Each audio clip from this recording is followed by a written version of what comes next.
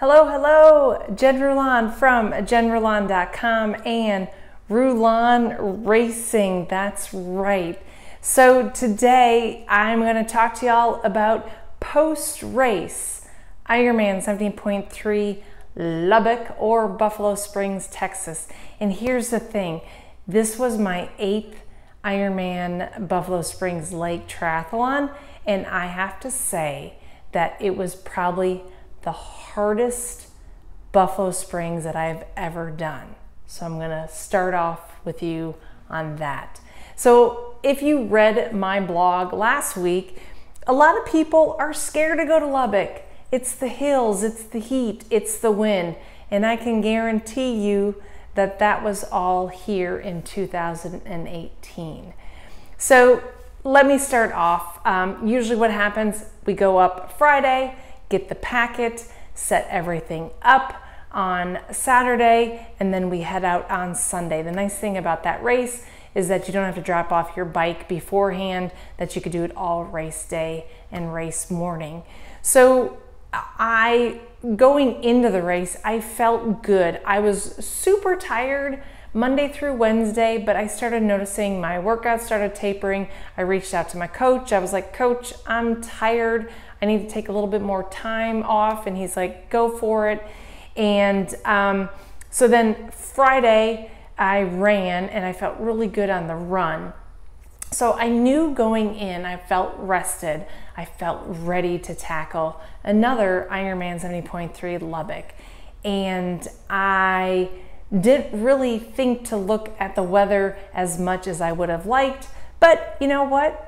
It's sort of what I'm going to talk about on my Facebook Live today about control what you can control. So Saturday, I was asked to be on the Ironman 70.3 panel, and that went really well. I was surrounded by some amazing athletes on that panel, so that was a lot of fun.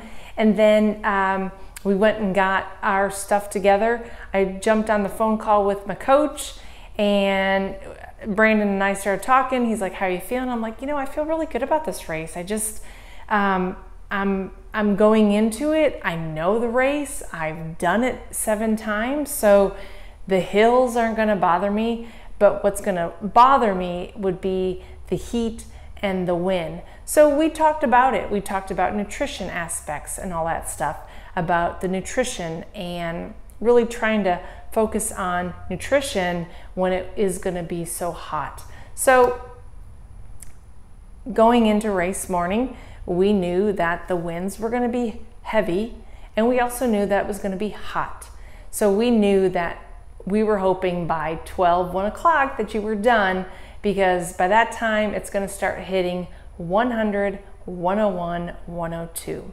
So the winds, we looked on Monday and we looked at Slayton. If you go to Slayton, that's where we bike south to the airport, and there were winds at 20 miles per hour, gusts of 30 miles per hour. So my wave started at 6:36. Prior to the race, I went out for a run and I felt really good. I felt strong. I felt like nothing was bothering me. My back wasn't bothering me. Like I just felt really good and just ready, just really ready. At one point I went on the run and I could feel the wind just coming behind me. And then when you turn, right in my face, right? So anyways, so the gun goes off at 6:36 with me, and I took off. I felt really good, felt really strong. My motto for the swim is to swim strong, and what that means for me is to really move the lats and the traps to get those going, and just really get a low head, and when I got to look up every once in a while, to look at the buoys. Well, at one point I started following people and I was looking at the buoys, and I was rubbing my eyes, and I looked up and I had to stop because I realized that the one buoy blew away, and so a lot of us were turning towards a buoy that we were cutting the course. So then I saw the people in the boat, they were like, no, go this way. So I had a diagonal all the way up to the turn buoy and then come back down. So I probably swam way more than 1.2 miles, I can tell you that, because the buoys got blown around. So then I think a lot of people did. I also think some people cut the course as well. So it is what it is, right? But when you come down the lake, that's when the wind was coming at you. So you were hitting the waves a lot. There's a lot of chop and slop coming towards you as you're parallel to like transition. So I come out of the water, 35 minutes, not my best time at Ironman 70.3 Lubbock. Usually I'm like a 31 to 33. So I didn't really know, honestly, I had no idea where I was at on the swim. I don't wear my Garmin Phoenix, drives me batty. So I jumped on the bike. I thought, okay, shit, we're gonna get some wind. So, and it's gonna be hot and humid. So I knew I needed to start taking in my nutrition after the second little climb out of the park. And so I needed to start consuming. I was consuming every 10 minutes, and that first bottle was gone by 50 minutes. Then I was able to take a Gatorade Endurance handout because I drink first endurance, but I didn't have enough calories on there for me because I only have 3 water bottle holders. So I only had 3 bottles worth of 240 calories on the bike. So I was trying to consume a little bit more, maybe 240 to about 260 up to 270. So I was on the bike and going north, you are flying. And then you go east, so you got a little crosswind, wasn't bad. Then you turn right back into the canyon and you go south and you hit a headwind so strong, like I told you, 20 to 30 miles per hour with 30 miles per hour's gust. It was insane. So here you are going down a hill and you're only going 15, 16 miles per hour. So then, you know, here's the thing about Lubbock. The hills did not bother me. The hills did not bother me at all. And I knew what I was expecting. I knew what was coming up. So it didn't really bother me. But really what bothered me was the wind. And the wind was starting to get to me bad, you guys. Like, it was getting so bad that I was getting to a point where I'm like, you know what? I'm gonna DNF. I don't want to do this anymore. I'm done. I'm done with triathlon. I am just so frustrated because I feel like I am riding hard and I'm not getting anywhere. So, you know, I was talking to a girl, I was passing her and she's like, okay, we got one more hill. And I'm thinking, I'm not worried about the damn hill. It's that dang wind that I was worried about. So when we were coming back towards the Slayton airport, there was a point that I was like, holy shit, I am tilting to the left to maintain my bike up straight. And I go past this one girl, she wasn't in her aero bars. She goes, do you have an Allen wrench? My aero bars are jacked. I'm like, no. She goes, this is insane. She's like, I've never rode in this condition before. And I'm like, I don't know if I have either. Maybe Ironman Florida, 2014. I'm not sure. We had some crazy winds then. And that is my nemesis, is life lesson learned. Wind is my nemesis. I get in the worst headspace when it comes to wind, that there's something that I need to change and really figure that shit out. And so I've reached out to my mental training coach to see if we can work some things through, because guess what? I can't control the wind. The wind's the wind. The heat's the heat. I will take the heat any day than the wind that we had on Sunday. So to go home, you go north, so you're flying. There was one point I looked down, going downhill, the wind behind me, I think I was up to 40 miles per hour, and I'm like, oh, and I started saying the Lord's Prayer because I didn't know what else to say. I was like, oh, please help me. It was pretty windy. And then you turn back around, go back to the park, and it was just like another headwind again. I was like, oh my God. So at about mile 50, let's see, mile 40, mile 45, mile 50, I was ready to call it quits. I was ready to DNF. I didn't give a shit. And I was just in a very, very negative space. Very negative space. And I don't remember ever being in that big of a negative space other than Ironman Florida 2014 when the swim was canceled. And then Coeur d'Alene really took a toll on me because it was really windy as well in 2014 as well.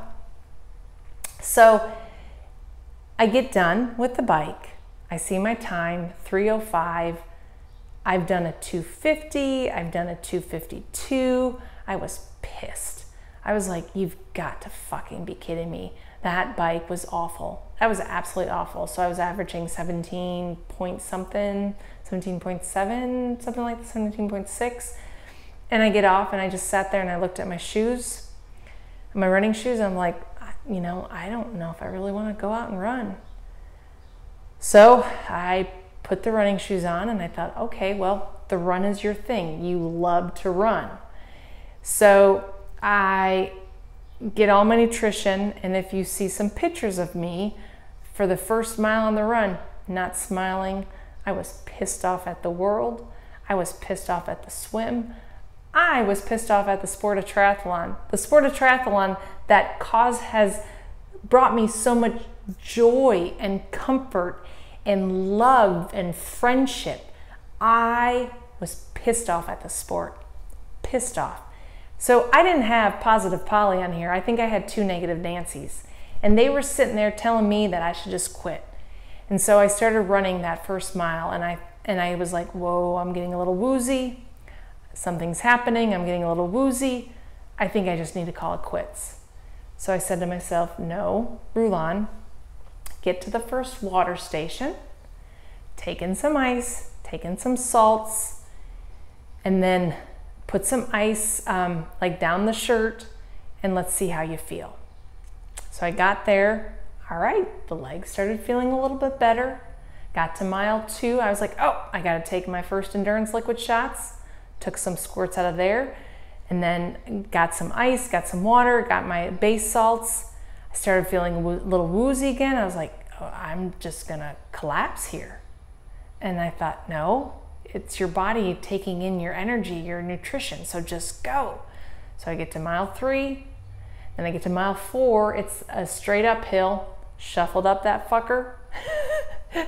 Shuffled up the run, up the hill, turned around, came down, went towards mile 5 and 6. I was like, okay, I'm feeling pretty good. By mile 7, I started feeling somewhat decent. Yeah. So I took first endurance liquid shots every 2 miles. So I did 2, 4, 6, 8, 10. And then at mile 9, I started drinking Coke. And then every mile thereafter, I took in Coke, base salts every 2 licks, every mile. And that truly, the nutrition saved my butt on the run. Because I didn't really talk about nutrition on the bike because it was so hard to consume the amount of calories that I needed to take in because of the wind. It was hard to take my hands off the bike to grab the water bottle or to grab a bottle.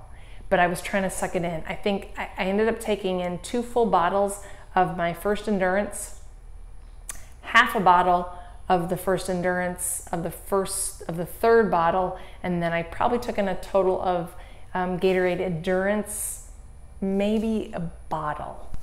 I don't know, that's about 180 calories. So I did pretty well on calories, but I got to a point where I was belching a little too much on the bike. So I had to pull back and I had to start taking in water because that was, I felt like that would sort of wash out the calories.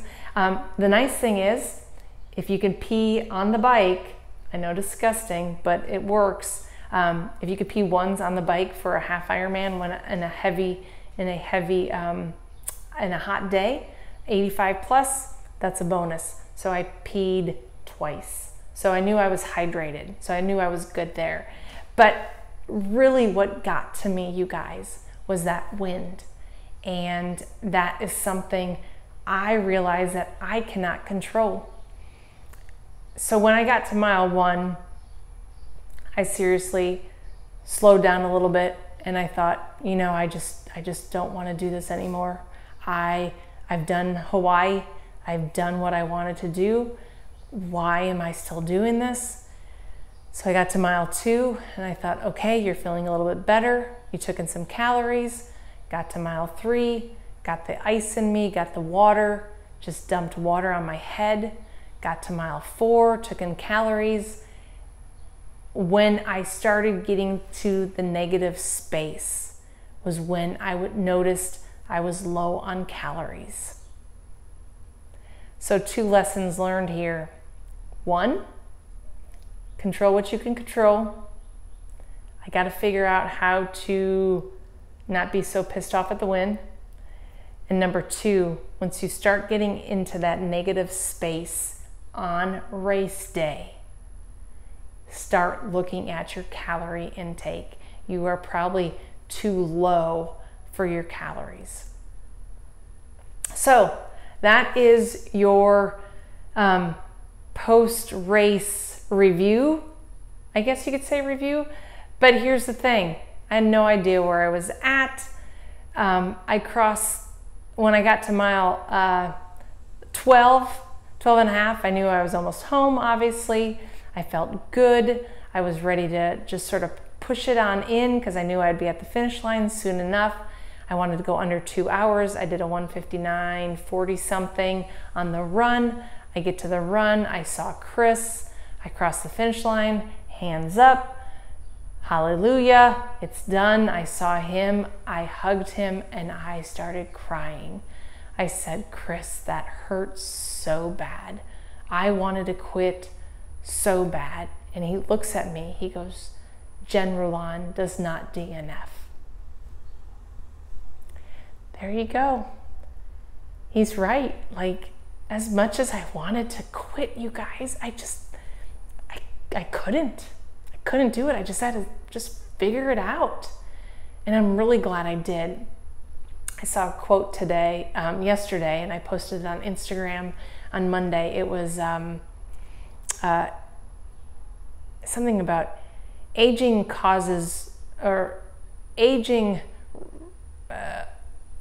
wrinkles the skin, quitting wrinkles the soul. And that's exactly what would have happened. I would have been just beating myself up left and right if I would have quit. And he's right. Jen Rulon does not DNF. Jen Rulon does not quit. I just figure this shit out, as miserable as I might be. And me not quitting actually allowed me to get 3rd in my age group. So there was a pretty big gap between the girls. The girl at first did like a 5:20. The girl at second did a 5:30. Girl at me, I ended up doing a 5:47. I did a 5:11 last year. And I think the girl in 4th did like a 6 hours. So, and then the girl in 5th, a friend of mine, she did like a 6:05. So, you cannot compare races from year to year. But when it comes to like heat and wind, totally different beast. So me not quitting allowed my soul not to be wrinkled and to get that buffalo for the Ironman 70.3 Lubbock. All right, as someone said to me, #crush Tatanka. And I said to somebody, they said to me, they go, good job on the race course out there. And I said, thanks, it was tough. And they said, guess what? You were tougher. So there you go. That's my post-race. And hopefully you guys enjoyed it. And if you have any questions, comment below. and I will cut it off here because it's already been 20 minutes. So with that said, have a great week, y'all. I know I don't do many vlogs much, but I enjoy doing the post-race vlogs because it's, yeah, it's interesting. So anyways, have a great week, y'all. Bye.